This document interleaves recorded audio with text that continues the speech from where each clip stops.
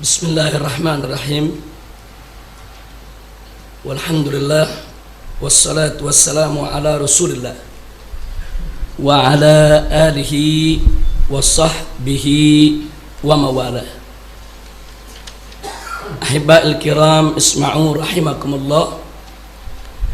Qala radhiyallahu ta'ala anhu wa anna jami'an. Amin. Uzkur ya Muhammad.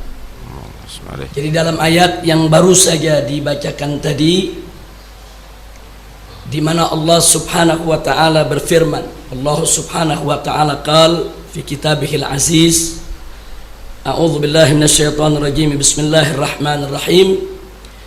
Wa idz qala rabbuka lil malaikati inni ja'ilun fil ardi khalifah qalu ataj'alu fiha may yufsidu fiha wa yasfiku ad-dima' wa nahnu nusabbihu bihamdika wa nuqaddisu lak qala inni a'lamu ma la ta'lamun. Sadaqallahul aliyyul azim. Fa balagha an-nabiyul habibul karim wa nahnu ala dzalika minasy syakirin walhamdulillahi rabbil alamin. Ahiba'il kiram, di dalam tafsir Jalalain dijelaskan oleh sahibut tafsir bahwa makna id di sini adalah uzkur ya Muhammad. Artinya ingatlah ya Muhammad, ketahuilah ya Muhammad tentang suatu peristiwa di mana tatkala Allah Subhanahu wa taala Tuhanmu, idz qala rabbuk, tatkala Tuhanmu mengatakan, berfirman, lil malaikah, al malaikah jam'u malak. Al-malaikah adalah bentuk jamak daripada kata malak. Jadi tatkala Allah Subhanahu wa taala berfirman kepada para malaikat, inni ja'ilun fil ardi khalifah, itu bahwa sesungguhnya aku akan menjadikan di atas muka bumi ini khalifah. Nah, makna khalifah itu adalah yang diberikan amanat oleh Allah Subhanahu wa taala, diberikan beban, tugas, tanggung jawab li ta'mir itu untuk mengelola bumi sebagai ciptaan Allah Subhanahu wa taala dengan penuh amanat, itu dengan penuh ketaatan kepada Allah Subhanahu wa taala. Karenanya di sini dikatakan oleh al-Imam yaitu As-Suyuti wa sahibu yakni fi tafsir Jalalain, yahlufuni fi tamthiki ahkami fiha wa huwa Adam. Artinya manusia ini dijadikan khalifah oleh Allah, diberikan beban tanggung jawab untuk apa? Tanfidz ahkamillahi subhanahu wa ta'ala alal ardh, untuk melaksanakan hukum-hukum Allah di atas muka bumi. Nah, yang dijadikan khalifah di sini tidak lain dan tidak bukan adalah Nabi Allah Adam alaihis salam. Nah, ada hal yang menarik. Begitu Allah Subhanahu wa taala menginformasikan, menyampaikan kepada para malaikatnya informasi penting ini, itu pengangkatan Nabi Allah Adam alaihi salam sebagai khalifahnya di atas muka bumi, para malaikat mengatakan qalu, mereka semua berkata, ataj'alu fiha may yufsidu fiha wa yusfikud dima.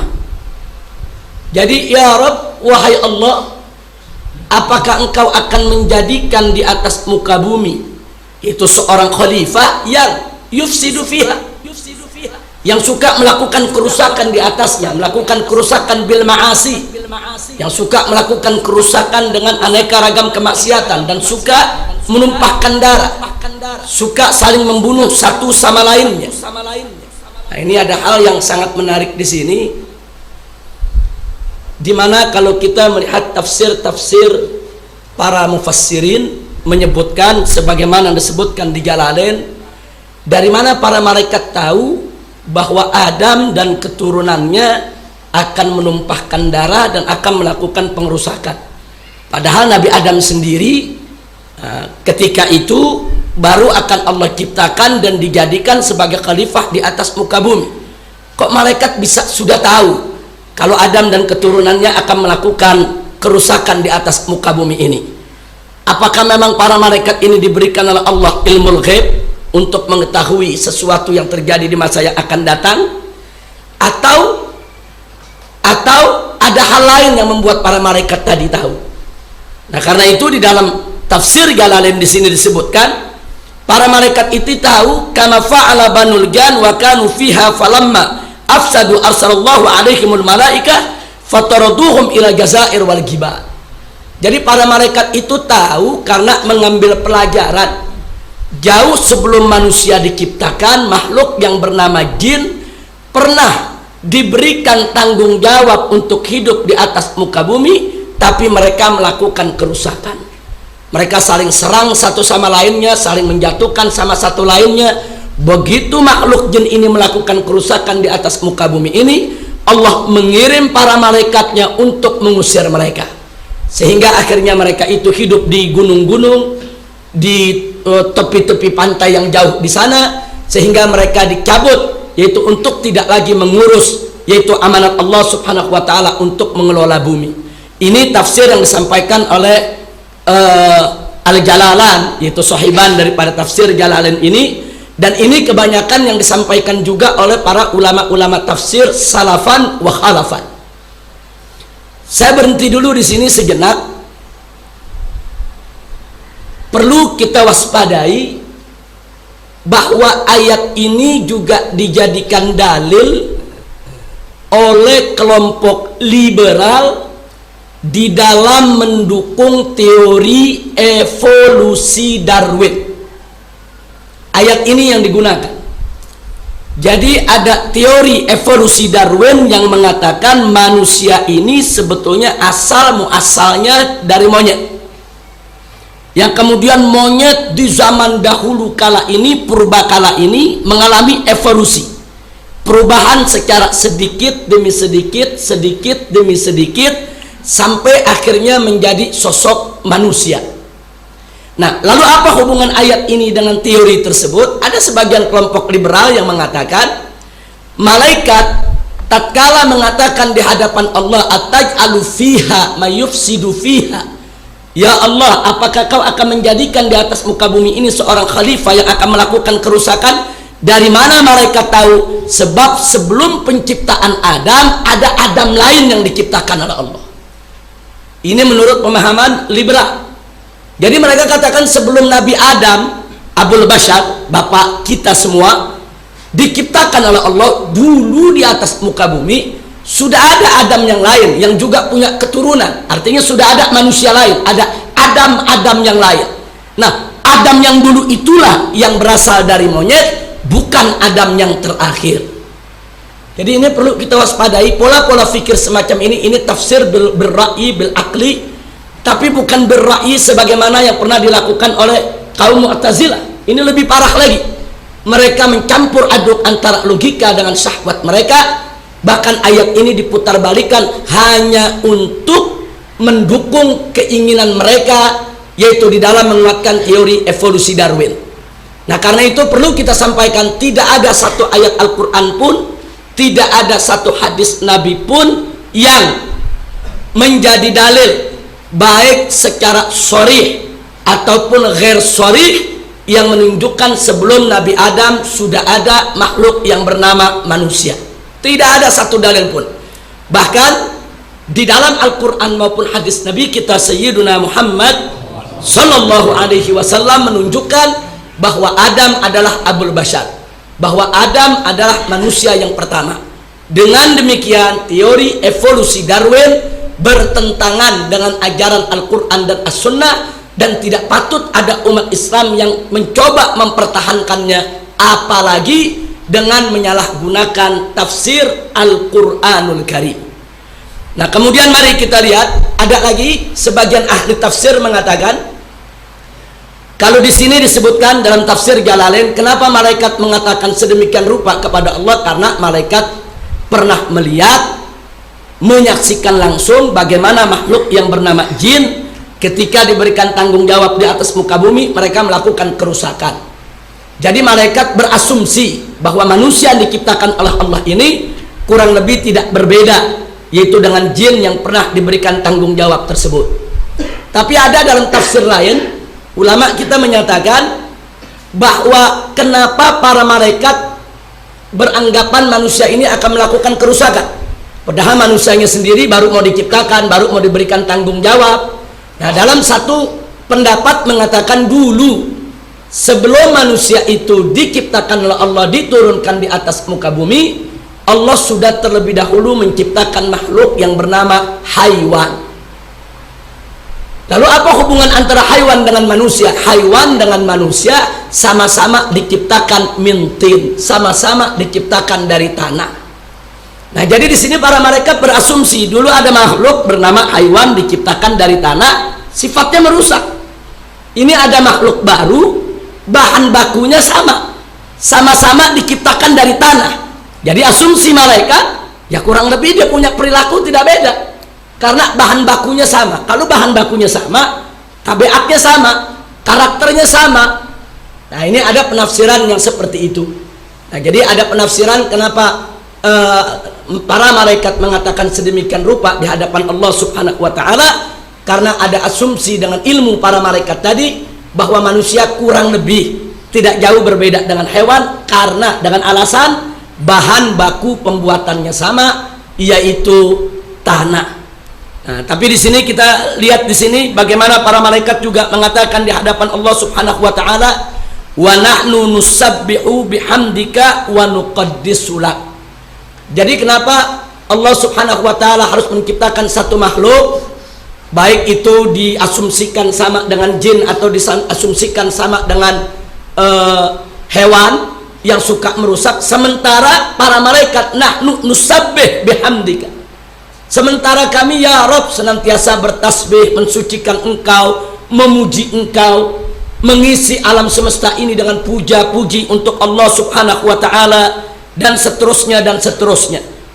Nah, kemudian apa jawaban Allah Subhanahu wa ta'ala? Qala Allah Subhanahu wa ta'ala, inni a'lamu ma la ta'lamu. Sesungguhnya aku ini mengetahui apa-apa yang kalian tidak mengetahui. Tentunya dalam ayat berikutnya nanti kita akan lihat bagaimana Allah Subhanahu wa ta'ala memamerkan Adam di hadapan para malaikat setelah diberikan oleh Allah Subhanahu wa ta'ala ilmu, diajarkan tentang asma, diajarkan tentang berbagai macam pengetahuan, berbagai macam nama yang para malaikat sendiri tidak pernah tahu itu. Kemudian Nabi Adam diperintahkan oleh Allah untuk menyampaikan di hadapan para malaikat tentang pengetahuannya, tentang ilmunya dan seterusnya, dan para malaikat yata'ajjabun. Jadi para malaikat betul-betul terkagum, ternyata makhluk yang satu ini berbeda dengan makhluk yang sebelumnya.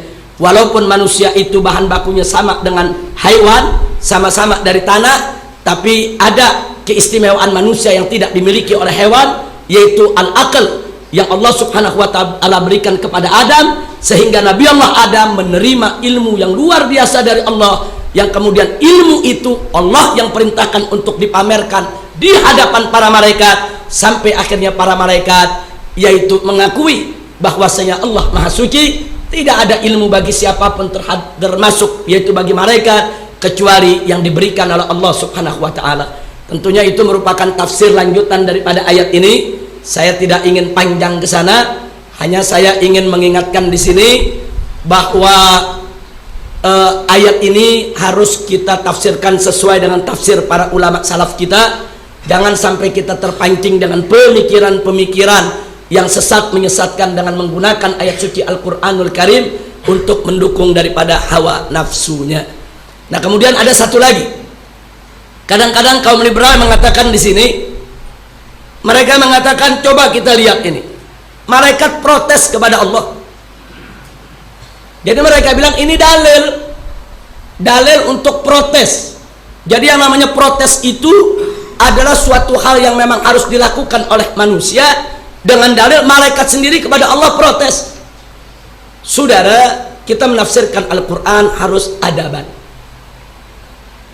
Kita harus punya adab kepada Allah Subhanahu wa ta'ala, karena yang kita tafsirkan adalah firman Allah, kalam Allah. Tidak boleh kita sembarangan untuk menafsirkannya bil ra'yi bil aqli, apalagi ingin memutarbalikan, apalagi at-tala'ub bil ayatil karimah.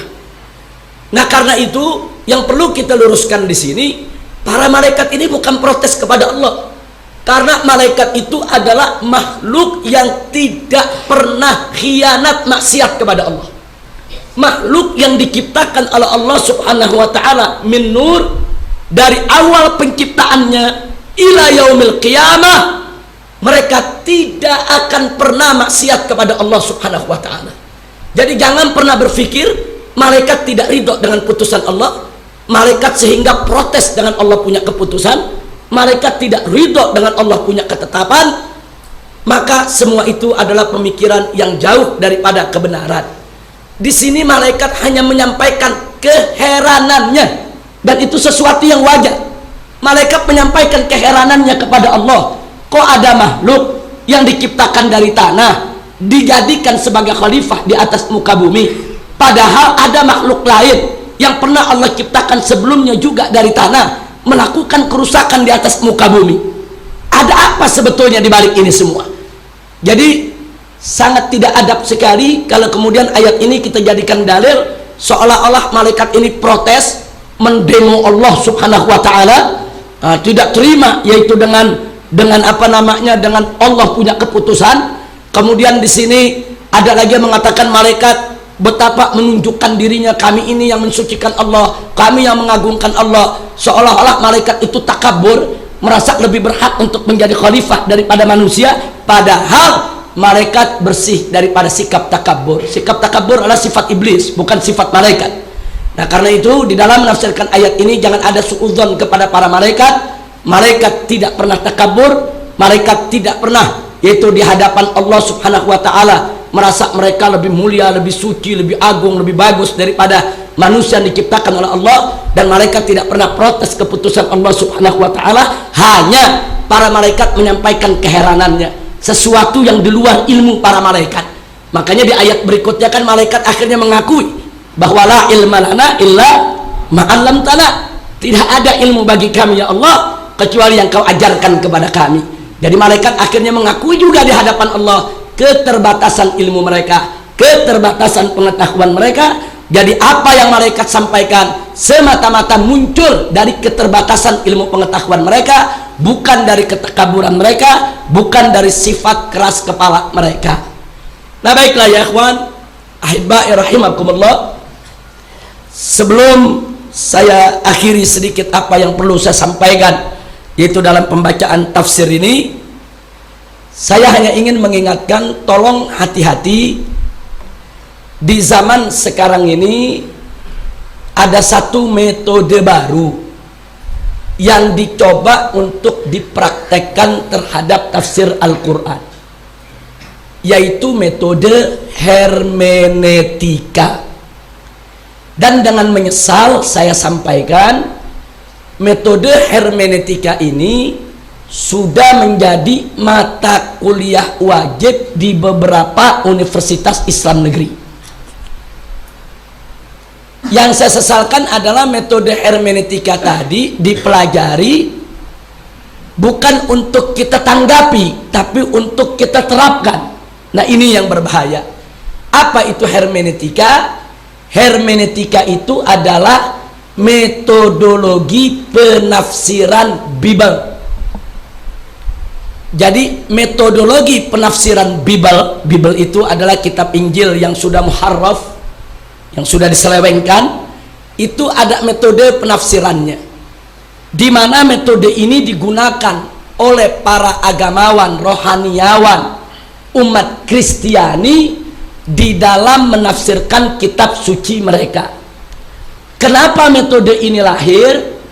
Karena sebelum ada metode ini, banyak agamawan kebingungan di dalam menafsirkan Bible yang isinya banyak bertentangan dengan ilmu pengetahuan modern, banyak bertentangan dengan sains modern, sehingga banyak umat Kristiani memprotes gereja. Dulu tidak ada Protestan, dulu ada hanya satu Kristiani.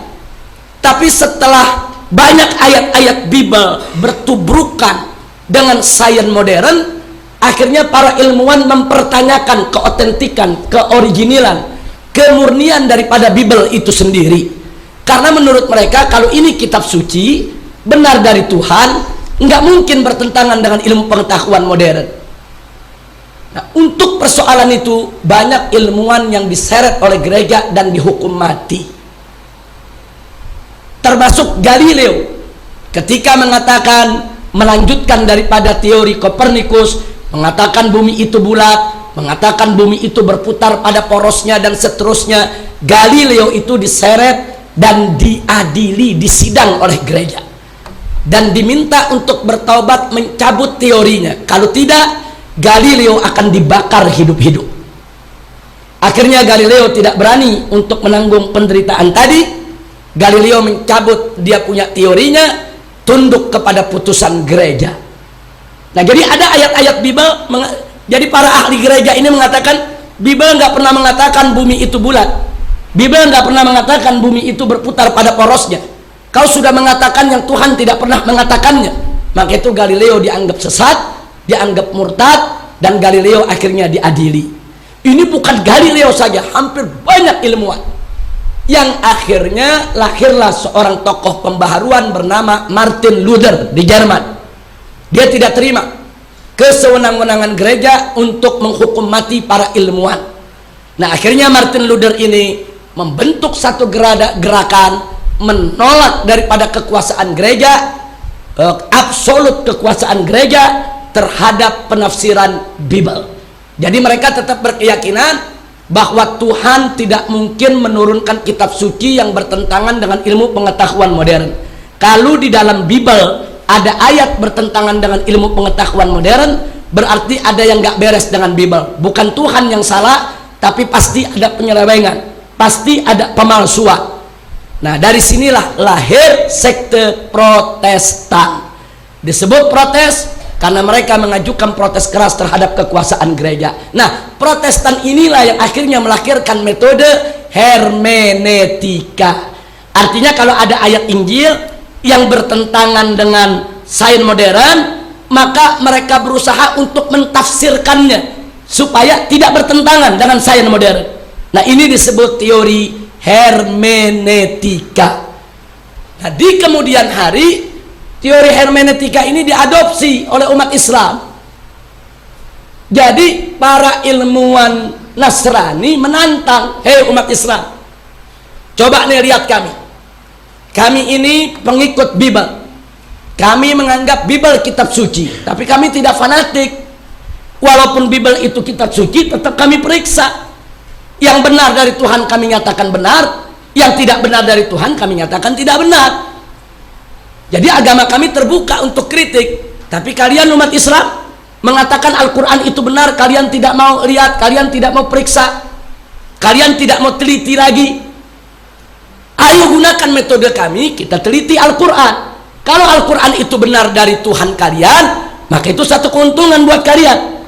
Tapi kalau ternyata di dalam Al-Quran itu ada kepalsuan, kalian bisa memperbaikinya supaya agama kalian ini cocok untuk setiap zaman dan setiap tempat. Jadi dengan pemikiran semacam itu ada segelintir cendekiawan-cendekiawan Muslim terpengaruh. Mereka anggap ini sifat, oh ini sifat netral, ini sifat independen, ini sifat objektif. Kalau begitu semua kitab suci yaitu harus kita teliti ulang kembali. Akhirnya sebagian daripada umat Islam cendekiawannya menggunakan teori metodologi daripada hermeneutika untuk menafsirkan Al-Quran. Dan kini akhirnya metodologi tersebut masuk ke Indonesia. Kelompok liberal di Indonesia yang dimotori oleh jaringan Islam liberal mencoba untuk membuat tafsir Al-Quran edisi kritis. Jadi isinya mengkritisi semua tafsir-tafsir ulama salaf apalagi khalaf, dan harus disesuaikan dengan tuntutan kehidupan modern, termasuk ayat yang kita ceritakan tadi. Ayat ini diutak-atik, berarti teori Darwin itu betul. Nah, ini kan ada ayatnya. Malaikat mengatakan kepada Allah, yaitu bahwa kenapa ada makhluk yang akan melakukan pengerusakan dijadikan khalifah, padahal Nabi Adam sendiri belum diciptakan, padahal keturunannya sendiri belum ada. Oh, kalau gitu sebelum Nabi Adam sudah ada Adam yang lain. Adam yang lain itulah yang berasal dari evolusi, teori Darwin, dan seterusnya dan seterusnya. Tidak sampai di situ. Saya kasih satu contoh. Satu contoh saja metodologi hermeneutika. Allah mengharamkan minuman keras. Wallahu subhanahu wa ta'ala qal innamal khamru wal maisiru wal ansabu wal azlam rijsun min amali syaitan fajtanibu la'allakum tuflihun. Kita menerima hukum ini sepenuhnya ridho tanpa sedikit keraguan, sudah final sampai hari kiamat. Tapi bagi kaum liberal ini belum final. Belum finalnya kenapa? Mesti diselidiki dulu. Kenapa khamr itu di zaman Nabi diharamkan? Mereka pakai logika mereka. Oh, karena ini kan diturunkannya di tengah bangsa Arab. Negeri Arab itu kan padang pasir. Padang pasir itu kan panas. Khamr itu juga panas. Dalam situasi tropis dengan cuaca panas, kalau orang meminum khamr, maka akan merusak kesehatannya, dan itu nggak boleh terjadi, pantas diharamkan oleh Allah. Lalu bagaimana kalau di daerah sejuk, daerah dingin? Bagaimana kalau daerah puncak, daerah pegunungan yang ternyata khamr itu bisa menghangatkan badan? Maka menurut mereka tidak masuk di akal kalau khamr itu harus diharamkan di tempat yang sejuk, di tempat yang dingin, karena mengingat adanya manfaat khamr.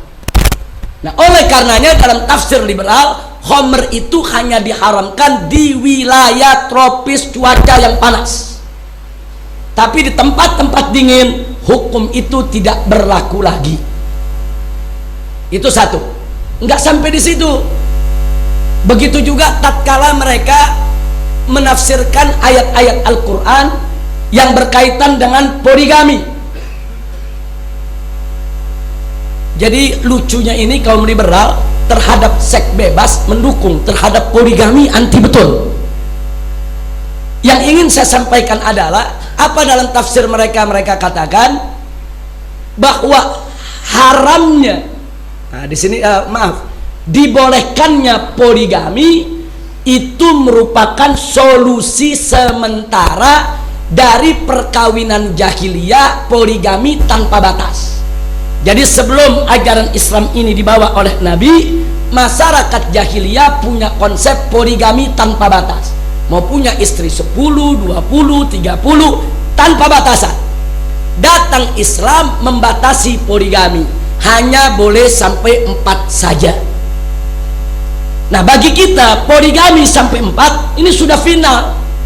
Karena Allah sudah menyatakan dalam Al-Qur'anul Karim, al-yauma akmaltu lakum dinakum. Jadi Allah sudah turunkan Islam ini sempurna, Al-Quran ini sempurna, hukumnya sudah final, tidak boleh diubah. Tapi bagi kalangan liberal ini belum final.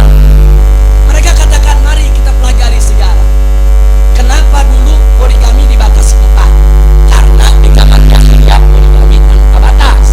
Kalau langsung dilarang, tentu supaya mereka terima, halalkan dulu poligami tapi batasi sampai 4. Berarti tujuan syariat Nabi menghapus poligami, cuma belum sempat dihapus, Nabi sudah meninggal. Nah, kita yang memahami itu harus melanjutkan perjuangan Nabi. Kalau tujuan syariat Nabi menghapus poligami, kenapa sekarang tidak kita hapus itu poligami? Karena itu poligami itu haram. Di zaman sekarang ini sudah tidak boleh lagi umat Islam poligami, karena itulah sebetulnya daripada mereka pakai dalil maqasidus syariah, mereka pakai dalil yaitu al-maslahah, mereka pakai dalil-dalil lainnya, seolah-olah syariat ini tidak sempurna. Ini kalau kita mau sampaikan saudara, banyak sekali ayat-ayat hukum yang mereka putar-balikan, tapi tentunya bukan sekarang waktunya. Insya Allah di lain kesempatan, itu dengan izin Habib Taufik hafizahullahu ta'ala wa ra'ah, famatallahu bituli hayatih wa nafa'ana bi ulumih fid dini wa dunya wal akhirah. Insyaallah suatu ketika nanti kita bisa yaitu mengadakan semacam apakah itu daurah, dialog, diskusi untuk menjelaskan lebih jauh apa itu hermeneutika.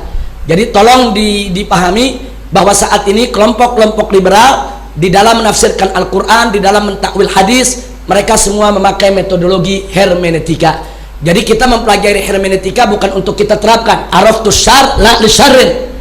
Nah, jadi sebagaimana diajarkan oleh Al-Imam Al-Ghazali dalam kitab Ihya, kita mengetahui mempelajari atau mengetahui sesuatu yang buruk bukan untuk kita jatuh dalam keburukan, justru untuk kita terhindar jangan sampai jatuh dalam keburukan.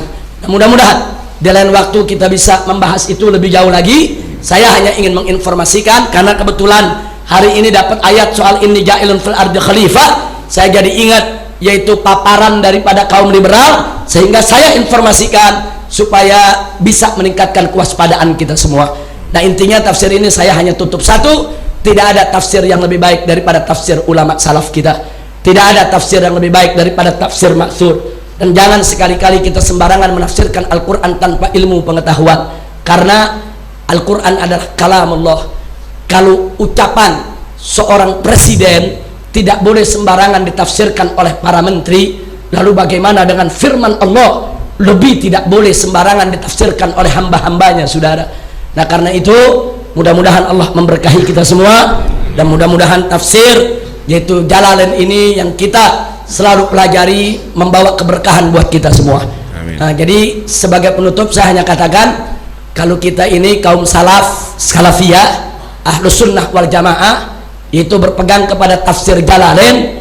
Orang-orang liberal tafsirnya tafsir jalan lain. Nah, jadi kadang-kadang ngawur dia punya tafsirnya. Nah, itu saja. Jazakumullahu khairal jazaa ala ihtimamikum.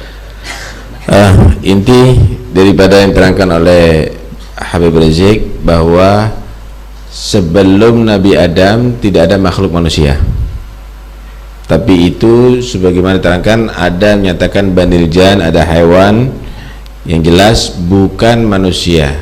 Manusia adalah Nabi Adam Abul Bashar, dan itu membatalkan teori Darwin. Yang kedua, daripada keterangan ini bahwa tidak boleh mentafsiri kecuali sesuai dengan yang dari Nabi, karena yang paling mengetahui muradullah adalah Rasulullah SAW dan ulama-ulama yang tentunya mereka bukan hanya sekedar dipanggil seorang alim, ustadz atau pemimpin atau kiai, tetapi harus ulama-ulama yang mengetahui tentang tafsirul Quran dengan sebenar-benarnya. Jangan sampai menjadi orang yang kata Nabi, man fassara Quran bi ra'yihi falyatabawwa maq'adahu minan nar. Saya kira itu yang perlu kita camkan. Monggo silakan, mungkin ada tambahan ifadah atau yang perlu dipertanyakan. Silahkan, jangan keluar dari materi. Bertanya. Sedikit tambahan bahwa dalam Al-Quran itu yang disebut khalifah oleh Allah itu Nabi Adam, inni ja'ilun fil ardi khalifah, dan Nabi Allah Dawud, ya Dawud inna ja'alnaka khalifatan fil ard. Tetapi tidak menuntut untuk selain mereka menjadi khalifah ada di bumi, sebagaimana Allah menyatakan wa ja'alnakum khalaifal ardi dalam Al-Quran. Allah menyatakan menjadi khalaifal ardi, jadi khalaif jadi khalifah. Dan khalifah di sini bukan mengganti Allah, tetapi untuk tanfidul ahkam, untuk mengajarkan dan mengeterapkan hukum-hukum Allah di atas bumi kepada manusia dari itu. Karena itu para malaikat sebetulnya tadi sudah diterangkan oleh Habib Rizik bukan protes, tapi malaikat heran kenapa Allah menciptakan lagi manusia kalau untuk memuji Allah udah dilakukan malaikat, untuk mentakdis Allah udah dilakukan oleh para malaikat. Karena malaikat itu bukan tidak dinyatakan mukallaf itu malaikat. Tidak ada taklif kepada para malaikat, kan Allah menciptakan malaikat sudah memang menjadi makhluk yang taat, tidak mungkin maksiat, la ya'suna Allah ma amarahum wa yaf'aluna ma yu'marun. Sehingga para malaikat kalau untuk takdis, untuk tasbih udah dilakukan, wa nahnu nusabbihu bihamdika wa nuqad disulak.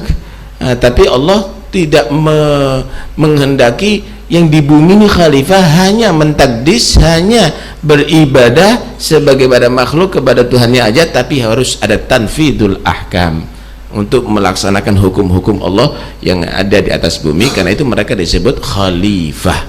Mereka disebut khalifah. Nah, ada yang lainnya? Allah.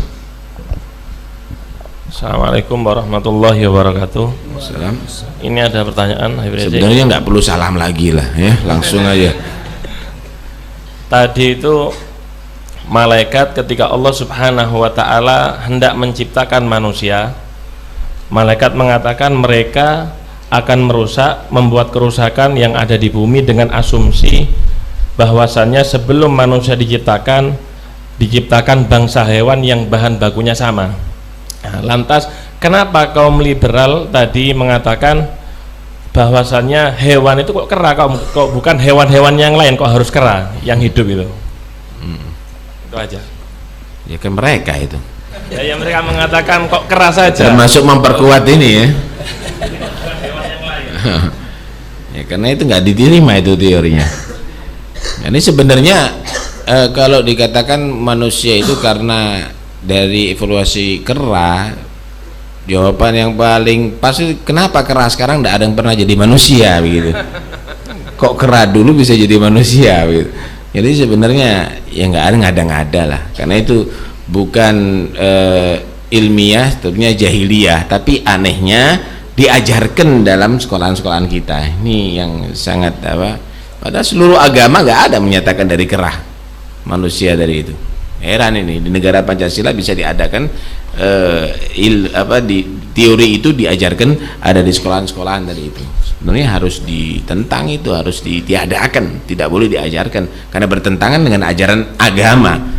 Tanya agama Kristen, Katolik, semuanya juga menentang itu semuanya. Yahudi pun juga menentang, mereka menyatakan Abul Bashar adalah Adam alaihissalam.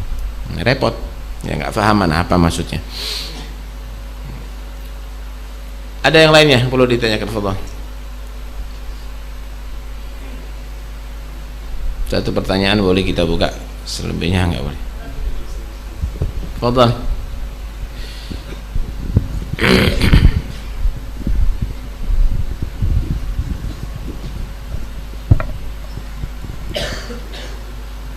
Bismillahirrahmanirrahim.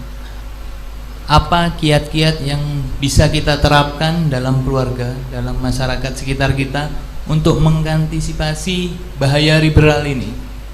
Soalnya kita jujur, kita kadang-kadang kewalahan membedakan mana yang liberal dan mana yang sesat-sesat lainnya. Kiat-kiat yang paling jitu, yang paling efisien saya rasa ya.